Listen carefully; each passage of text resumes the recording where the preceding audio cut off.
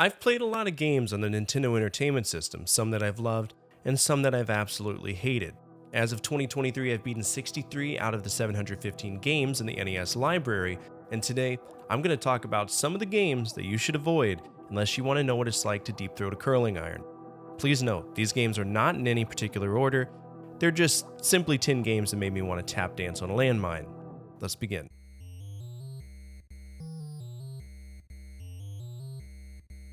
Anytime I see Mindscape on a game box, I know that I'm in for a fiesta of a fucking bad time.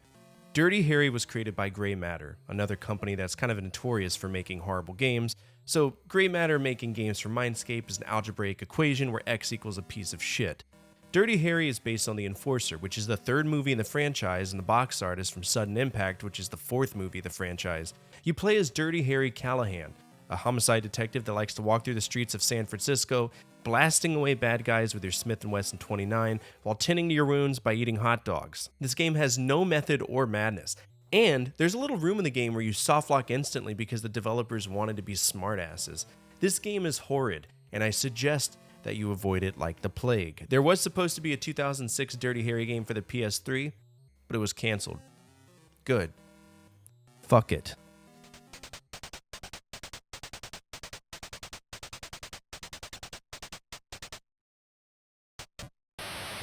10-Yard Fight is a football game, more specifically an arcade game that was ported to the NES by Irem. The arcade game, it isn't that bad. It's just an arcade football game where you slowly move up the field trying to score a touchdown in 4 downs. When it was ported to the Famicom and NES, it was a doozy! Not only was it one of the first NES games to come out in the United States, it was one of the worst games to come out on the NES in the United States. The graphics are totally nuked, the sound effects are completely wonky, and it's not a good game at all. I bought my copy for 10 cents. A singular fucking dime is what this game is worth. If you do want to play it, I just suggest muting the TV, listening to some Slayer, and vegging out until you get bored with the game and move on to play something that isn't total shit.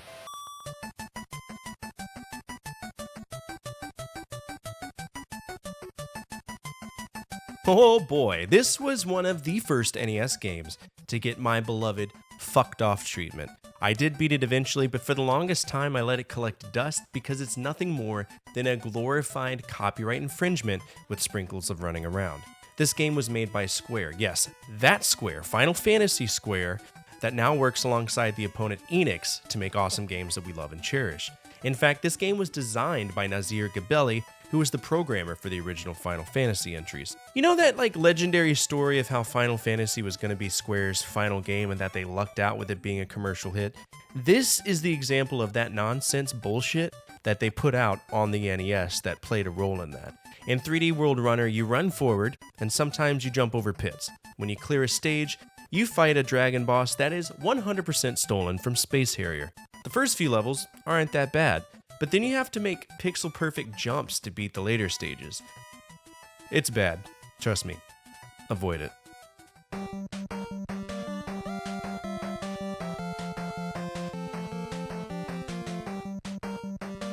I know this will probably be a hot take because Mega Man, especially those on the NES, are considered untouchable, but Mega Man 6 for me was just a lazy 6th entry in preparation for the jump to the X series on the NES. Sure, there was a Mega Man 7, 8, 9, 10, and 11, but Mega Man 6 is easy, cheesy, and predictable. It isn't a bad game, but when we compare them to the other Mega Man titles on the NES, I feel that this one was totally unfun. Out of all of the games on the list, this may be the one that you would enjoy, but don't feel so lucky. It's only going to go downhill from here.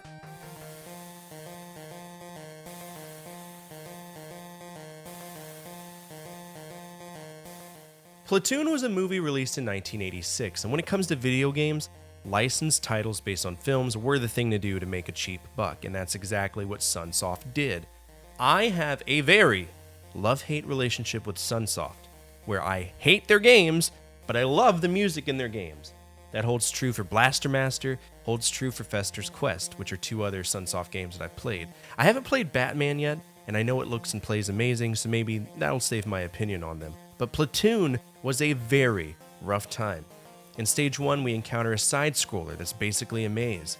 Stage 2 is a first-person tunnel exploring stage that absolutely sucks. Stage 3 is a shooting stage that is asinine as asinine can get, and Stage 4 is a third-person level. For as many consoles this was released for, 8 in total, I have yet to find a version of this game that isn't jank garbage.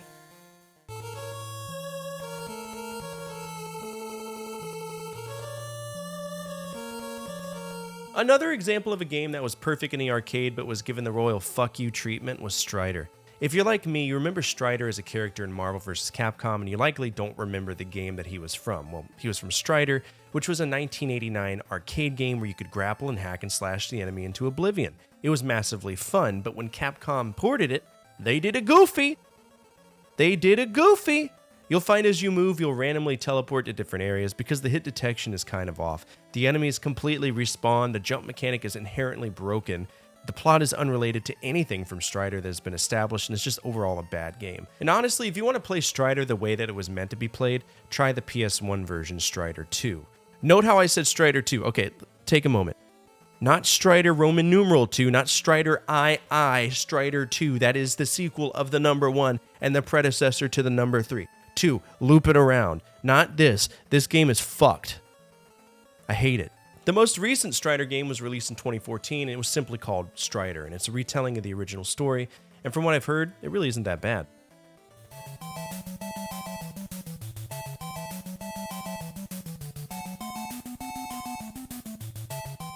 I was really disappointed in this. Renegade is the progenitor of the beat-em-up genre, so it's held in high regard. The arcade game was subpar. I don't know how to explain it. It was cool, but you could easily tell that it was an attempt to create a genre, and that genre was a rough diamond that really needed shaping. So what do? We put it on the NES where it's borderline unplayable and leaves the consumer laughing their ass off and questioning their purpose in life. Plus, for some weird reason on Stage 4, there's some warp tiles that teleport you back to the beginning of the stage. Just a little kiss on the forehead for your suffering. And that's just one complaint that I have. The largest issue I have with this game is that it is very unpredictable in programming. Sometimes your hits hit, most of the times they don't. And the controls themselves work on the arcade cabinet, but they don't work on the NES. Double Dragon, as bad as it is to me, is much more playable than this. At this point, Renegade's just a relic on the NES. While Renegade on the NES was trash, it's part of the Kunio-kun franchise that would inevitably spawn River City Ransom, which is an amazing game that you should check out. The most recent game in this time-cherished franchise is River City Girls 2, which is totally legit fucking awesome, and you should check it out.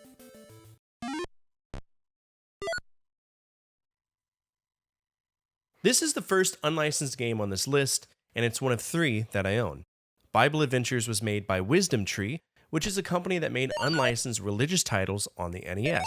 Bible Adventures is a compilation of 3 stories: Noah's Ark, Baby Moses, and David and Goliath. All 3 of these games are janky as all get out, and they are hilarious. In Noah's Ark, we play as Noah, trying to load up the ark with 2 of each animal. We know the story. But what the Bible leaves out is that Noah never skips arm day and can carry up to 6 animals.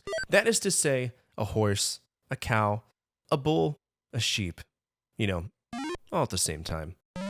In Moses' story, you play as Miriam, the sister of Moses, saving her brother from the Pharaoh's decree for all male Hebrew children to be killed. So what do? You carry Moses all the way to the end of the stage avoiding guards. If you get hit, Moses, he gets thrown into the river. In the last game, you play as David, from David and Goliath, who uses weapons to avoid guards, animals, and finally goes mano a mano with Goliath, who is ridiculously big, like stupid big. If there ever was a playable game in this compilation, ironically, it would be the last one. Wisdom Tree's most recent game was Jesus in Space in 2007. Yes, that's a thing. Jesus in Space.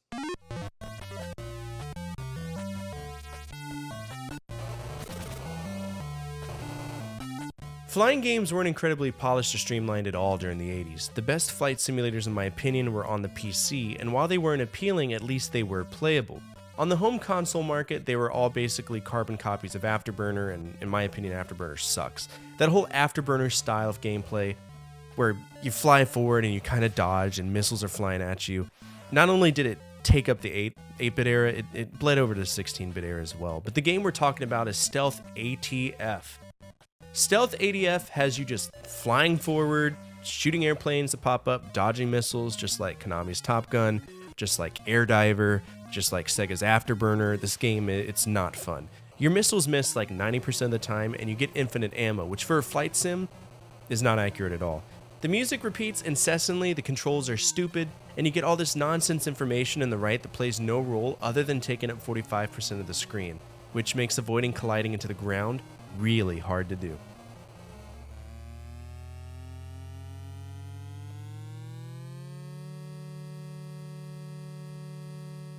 Road Fighter is a racing game, which is fine. I'm okay with racing games, but where it falls short is that it's a top-down racing game.